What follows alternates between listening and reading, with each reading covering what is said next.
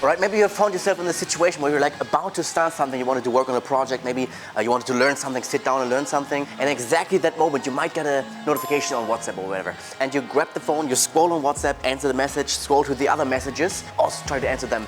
No, you're not getting back to work quickly, no, you're also checking Instagram right now. And then you see some messages there, answer the messages, scroll a bit more on Instagram and... Warte. And after you finish with Instagram, of course you check out TikTok very quickly. And before you realize you have spent like 30 more minutes on social media without using your time wisely. My name is Dennis and I'm building my business in sales right now because I want to live free and travel the world. Right now we are in Colombia, Latin America. And I will basically document everything here on YouTube. Ups, downs, sides, in-betweens, everything.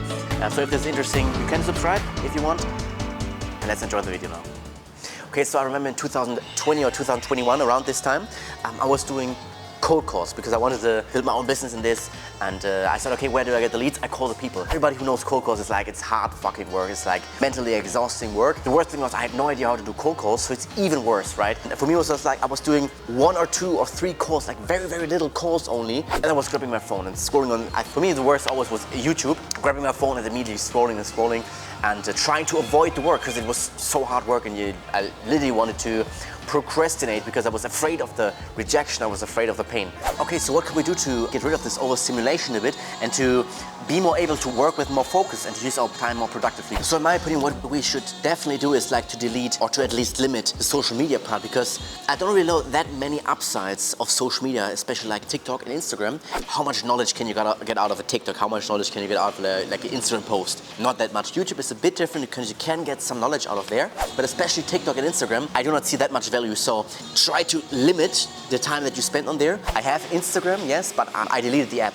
So I'm literally almost never on there. I know how addictive it's and you come into this tunnel of scrolling. Whenever I do download the app, I get into this tunnel of scrolling.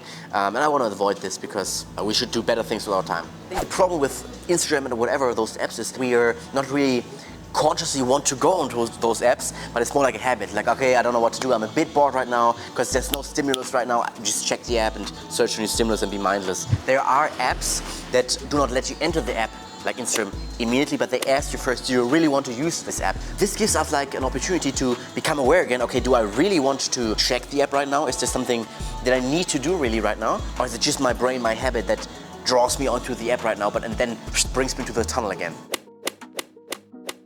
The next thing I think is the most important one, and this is simply if you are working or you're learning or whatever, you're doing something with focus, then your phone should not be next to you. It should not be on the desk. Ideally, it should not be in the same room. If it is in a different room, you can put it into some like desk or somewhere and you do not see it immediately if you enter that other room. And you can also put it on airplane mode, so you don't even receive messages, so you don't have the desire to check it that much because you don't hear sounds. You know, okay, there's no message on my phone right now because it's turned off. The only exception is when you need your phone for business, you work with your phone. For example, I'm in sales, I need the phone, of course. For example, when you have your business, I would recommend you have a private phone and you have a business phone. So my private phone is not in the room when I'm working, it's not close to me when I'm working, only the business phone is. What I learned, I think in 2020 from one of my mentors is that we can increase our focus if we also decrease the distractions on our laptops and on our phones. So basically the thing that we use for work. So what we should do is like have the desktop super clear, so there's no tabs or no apps, nothing is open there. It's just a clean desktop. And the same with the phone. I think most people on the iPhone, they have like many things where they can slide just on the normal phone because they have thousands of apps. It's better, especially on your work phone, to delete all the apps, only the ones that you need for work. There should be only one screen in your iPhone. You shouldn't be able to swipe to the left and to the right, and make it as clean as possible, and by having more little folders. So all the apps that you need, organize them in folders and then have only like one screen. I think you know what I mean. So the last thing that you might consider to stop like overstimulus is to stop watching the news. For me, I think I do not know anybody who's like really successful who's watching news. But I do know a lot of people who are not really successful and not really in a position where I assume you want to be. And those people are watching the news. Because the thing is, like the news, those are companies that make money. The more eyeballs they have, like headlines that they use, topics in general that they report, are usually in general negative, because negative things work better than positive things. Everything that's on the news is negative. The other thing is that also it's like pretty much fucking irrelevant what some celebrity or whatever did. They used to report in Germany. Some accident happened in, I don't know, the other end of the world. Literally, okay, why is that important to somebody who lives in Germany? I don't see the point. I literally don't see the point why you need to know those things. They're talking about things that give you like quick dopamine. And again, this is like this distraction that makes you lose focus and it trains you in a negative way.